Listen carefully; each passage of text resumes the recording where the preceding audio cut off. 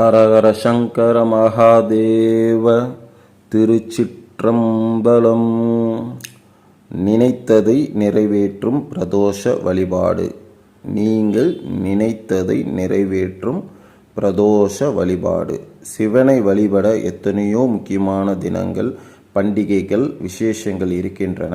அவற்றில் முக்கியமான நாளாக கருதப்படுவது பிரதோஷம் ஆகும். ஒவ்வொரு மாதமும் வளர்பிறை தேய்பிறை என்னும் 2 காலங்களில் திரியோதசி திதியில் வருவது பிரதோஷ தினமாகும். இந்த வேளையில் சிவபெருமானை வழிபாடு செய்வதே இந்த விரதத்தின் நோக்கம். பிரதோஷ நேரம் என்பது மாலை 4:30 முதல் 6 மணி வரை உள்ள நேரமாகும். பிரதோஷ வேளையான இந்நேரத்தில் சிவபெருமானையும் நந்தி தேவரையும் தரிசிப்பது மிகவும் சிறப்பானது ஆகும். பிரதோஷ தினத்தில் அதிகாலையில் நீராடி திருநீறு பூசி சிவநாமத்தை ஓதி உபவாசம் இருக்க வேண்டும்.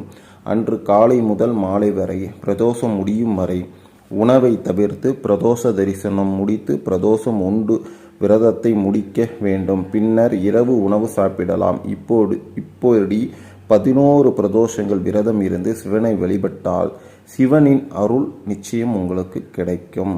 பிரதோஷ நாளில் என்ன செய்யலாம், என்ன செய்யக்கூடாது அப்படின்னு பார்ப்போம்.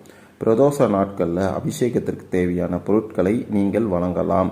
வில்வ இலைகளை கொண்டு சிவனை வழிபடுவது சிறப்பான பலன்களை தரும். பிரதோஷ நாட்களில் அன்னதானமாக தயிர் சாதம் வழங்குவது இன்னும் பலம் சேர்க்கும். பசுவுக்கு உணவிடுங்கள், சந்ததி சிறக்க வாழலாம். சிவபெருமானையும் நந்தியையும் வழிபடும் போது யாருடனும் பேசாதீர்கள். எதிர்மறை எண்ணங்களை வெளிப்படுத்தாதீர்கள். சிவனின் நாமத்தை மட்டும் உச்சரியுங்கள். நந்தியை மறைத்து கொண்டு சிவபெருமானை வணங்காதீர்கள். சிவனை அபிஷேகம் செய்வதால் ஏற்படும் பலன்களை பார்ப்போம். சிவனை தூய நல்லெண்ணெயில் வாசனை திரவியங்கள் கலந்து அபிஷேகம் செய்தால் நோயற்ற வாழ்வு உங்களுக்கு கிடைக்கும். சுத்தமான பசுவின் கறந்த பாலில் அபிஷேகம் செய்தால் தீர்க்க ஆயுள் கிடைக்கும். சுத்தமான தேன் கொண்டு அபிஷேகம் செய்தால் குயிலினும் இனிய குரல் உங்களுக்கு கிடைக்கும். சர்க்கரையினால் அபிஷேகம் செய்தால் மன நிறைவு உண்டாகும். இளநீர் அபிஷேகம் செய்தால் பேரானந்தம் நிச்சயம் கிட்டும். பஞ்சாமிரதத்தில் அபிஷேகம் செய்தால் சகல காரியங்களில் வெற்றி கிட்டும்.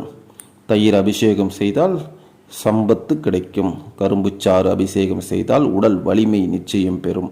மஞ்சள் அபிஷேகம் செய்தால் அரசனின் அன்பிற்கு பாத்திரமாகும் நிலை உண்டாகும். ஒவ்வொரு அபிஷேகத்தின் போது வகை வகையான மலர்களினை சிவன் தலையில் வைக்க வேண்டும். பிரதோஷ பலன்களை இப்போது பார்ப்போம். தினந்தோறும் பகலும் இரவும் சந்திக்கின்ற சந்தியா காலமாகிய மாலை நேரத்தில் சிவனை தரிசனம் செய்வது உத்தமம் ஆகும்.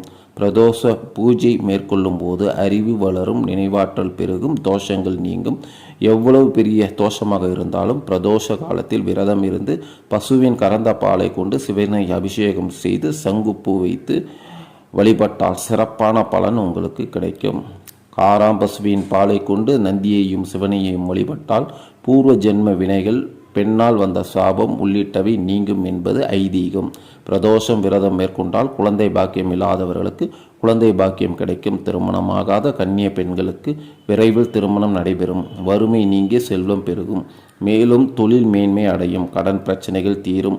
போட்டித் தேர்வு எழுதுபவர்களுக்கு எளிதில் வெற்றி கிடைக்கும். பிரதோஷ நேரத்தில் சிவாலயம் சென்று பூஜையில் கலந்து கொண்டு சிவபெருமானை வழிபட்டால் நினைத்த காரியம் நிச்சயம் நிறைவேறும். ஆகையால் உற்றார் உறவினர்கள் நல்ல நண்பர்களோடு சிவாலயம் சென்று பிரதோஷ தினத்தில் ஐயாவை நேசியுங்கள், தரிசியுங்கள். உங்களுக்கு எல்லா வளமும் நிச்சயம் கிடைக்கும். திருச்சிற்றம்பலம். வாழ்க வையகம், வாழ்க வளமுடன், வாழ்க வளமுடன், வாழ்க வளமுடன்.